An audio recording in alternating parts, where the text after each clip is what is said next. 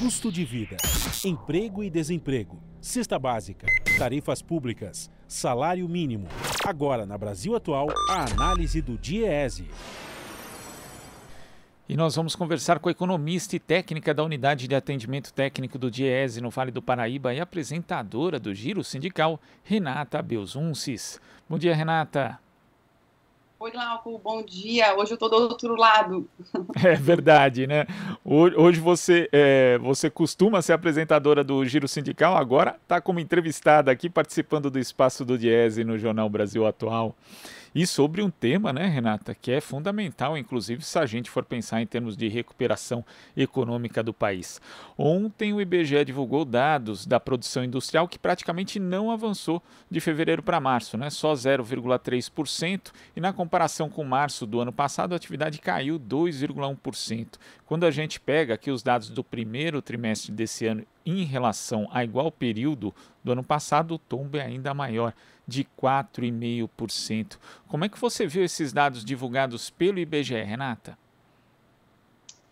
Glauco, em primeiro lugar, como você já bem mencionou, esse crescimento de 0,3% com relação ao mês anterior, mês de fevereiro, ele não é nenhum refresco, né? Ele tem uma importância porque ele para uma queda que vinha acontecendo há 8 meses, em que o número do mês ele era sempre menor do que o número do mês anterior, do que o mesmo mês no ano anterior. Então, ele tem uma importância aí nessa divulgação, porque ele para uma queda que foi consecutiva num período grande, mas ainda assim ele não traz nenhum refresco. E o que é importante a gente ter em muito boa conta, esse movimento, que é um pouquinho diferente do que veio nos meses anteriores, mas ainda muito pequenininho, ele não vem como resultado de mudanças que são necessárias para que a indústria realmente saia do patamar e da situação em que se encontra. Ele é um reflexo de muito mais da atividade da indústria sem os estímulos que ela precisa receber do que uma mudança de rota que a gente possa estar assistindo no país. Não há uma mudança de rota que coloque a indústria hoje em um patamar mais fortalecido do que o que ela se encontra. É importante dizer que mesmo com o ano de 2021, onde a gente teve um crescimento do PIB de 4%, e a gente também teve um crescimento da indústria, nós não recuperamos ainda os patamares pré-pandemia. Não estamos falando de um patamar com relação à pandemia, mas sim de um patamar ainda que antecede a pandemia, quando o Brasil também já não vinha bem das pernas com relação à atividade industrial. E mesmo quando a gente considera aqui o período de 12 meses, verifica que tem uma pequena alta de 1,8%, mas o próprio IBGE já apontou que essa alta anualizada vem reduzindo a intensidade de crescimento desde agosto. Então a perspectiva, pelo menos por esses últimos meses, Renata, não é das melhores, como você ressaltou mesmo no comentário. Não é, Cláudio, não é. A gente tem, tanto do lado da oferta, quanto do lado da demanda, a gente tem alguns elementos que permitem que a gente não observe com muito otimismo o próximo período. Do lado da oferta, você tem ainda um reflexo da desorganização causada pela pandemia. Nós temos visto, por exemplo, os fechamentos na China, que tem uma política de Covid-0, e a gente sentiu durante o período, principalmente em 2020, como esses fechamentos, eles desorganizam os fornecimentos, e ao desorganizar os fornecimentos, as cadeias de suprimentos, você vai encontrar a alta de preços, você vai encontrar a indústria parada.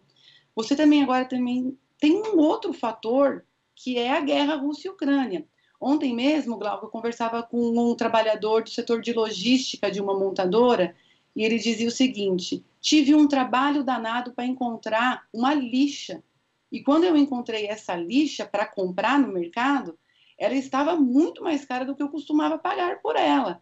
E o motivo foi a guerra Rússia e Ucrânia, onde mesmo que os produtos não venham diretamente de nenhum desses dois países, o que esses dois países exportam, importam, a situação deles no comércio internacional afeta uma série de outros preços que indiretamente podem nos afetar. Nesse caso, o companheiro trabalhador da logística de uma montadora dizia-se afetado diretamente. Por um outro lado, que é o lado da demanda, o lado daquilo que a gente compra da indústria, o lado dos compradores da indústria, você também tem no mínimo 3 elementos que não ajudam muito. Primeiro, são os juros altos. Com os juros altos, tanto o consumo das famílias, o meu consumo, o seu consumo, o consumo de quem nos ouve, não é estimulado porque com juros altos significa que o preço do dinheiro está caro. Então eu não vou tomar recurso para comprar nenhum bem. E também está caro para quem? Está caro para os capitalistas. Qual é o consumo dos capitalistas na economia? O consumo dos capitalistas na economia são os investimentos. Com juros altos, não há estímulos para investimentos. Um outro dado também muito importante é a inflação num patamar elevado, e a gente tem visto mês a mês em seguida que a cada divulgação não é muito incomum a gente encontrar os comentários. É a maior inflação desde o Plano Real para esse mês, é a maior inflação dos últimos 12 meses, nesse mês. Então, a gente ainda não saiu também dessa trajetória, porque não há nada sendo feito para isso. E, por fim, a gente tem também um mercado de trabalho muito enfraquecido, com desemprego alto, uma condição de inserção dos trabalhadores mais precarizada e uma queda da renda média que, evidentemente, não facilita, não estimula que o consumidor possa trocar sua geladeira, possa trocar sua televisão, possa trocar a sua máquina de lavar, se ela já está ali numa condição, olha, preciso trocar. No momento em que a gente está, essas compras vão sendo sempre adiadas.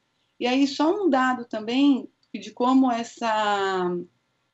isso afeta também diretamente as famílias. A gente fala da indústria e a gente olha para os industriais, olha para as pessoas que estão produzindo. E aí eu estou chamando a atenção aqui para algum elemento da demanda da indústria, que sem a demanda ela não tem por que produzir. Com uma demanda muito fraca, ela não se sente estimulada a investir e a continuar os negócios. Você citou o dado do acumulado no ano da indústria de 4,5%, né? E aí, no setor de bens duráveis, que é isso que as famílias compram quando tem uma situação um pouquinho melhor, você pode trocar o automóvel, se ele já estiver velhinho, você pode trocar a geladeira, a máquina de lavar, um outro eletrodoméstico. Essa queda, ela é de 18,3%, porque as famílias não estão indo às compras. Não há condições de ir às compras com um mercado de trabalho tão fraco, com os juros tão caros e a renda média diminuindo. Quando a gente analisa esse mercado de trabalho fraco, né, que como você destacou, Renata, com queda do rendimento médio mensal, com uma massa de rendimentos total que não consegue avançar e resultando nessa demanda fraca, quer dizer, forma-se um círculo vicioso na prática, né, porque a gente sabe também que existem impactos da queda da produção industrial na questão do emprego, já que a indústria é o setor que melhor remunera no Brasil. Então a gente tem esse problema de demanda que vai afetando a indústria acaba parando de produzir, demitindo, e depois os postos de trabalho que acabam substituindo esses da indústria são postos de trabalho de menor remuneração. Então, sem uma intervenção, algum tipo de iniciativa por parte do poder público, por parte do Estado, isso vai acabar se perpetuando, Renata? Vai, a tendência é essa. Eu quero contar aqui uma historinha para dizer como a gente está na contramão do que está acontecendo com a indústria no mundo. Nós fomos recentemente afetados na situação do agravamento da condição sanitária e desde o começo da condição sanitária que a Covid trouxe para a gente, por fatores que afetaram o mundo todo, né? Mas olha como a gente trata diferente as coisas, e a comparação que eu vou fazer aqui é com os Estados Unidos, que é um país que valoriza a iniciativa de mercado, que valoriza o livre mercado e que não tem lá aquele melhor apreço do mundo pela intervenção do Estado na economia. Eu vou citar aqui o caso da indústria automotiva, né? A gente já vinha, antes da pandemia, com a indústria automotiva mais enfraquecida com relação aos recordes que ela vinha ali mostrando em 2013, 2014. A gente já não vinha numa situação que era a melhor da história dela, assim como todo o conjunto da indústria, como a gente já teve a oportunidade de comentar aqui. Em 2020, a gente teve uma queda tremenda, né? A gente vinha produzindo mais de 3 milhões de unidades e a gente passa a produzir 2 milhões de unidades em 2020. Em 2021, a gente teve uma recuperação de 11% nessa indústria, a gente também teve um pouquinho de recuperação do PIB, que não retoma o patamar pré-pandemia, e também dessa indústria que não retoma o patamar pré-pandemia. Na recuperação, foi muito sentido essa desorganização das cadeias de suprimentos do mercado. Então, foi muito comum a gente ver montadoras parando por falta de componentes. Foi aí que o Brasil inteiro descobriu que os carros levavam muitos chips. E segundo o presidente da Anfávia, é um dado muito interessante, eu também não conhecia, um carro leva de 500 a 1.100 chips. Né? A gente está acostumado, às vezes, com um aparelhinho celular que a gente fala, vou colocar um chip, né? Mas ele tem mais, né? Tem mais disso, mais desse componente, que são semicondutores, e um carro tem de 500 a 1.100. Então, a gente teve muitas paradas na indústria automotiva por conta dessa desorganização. O que o governo brasileiro faz?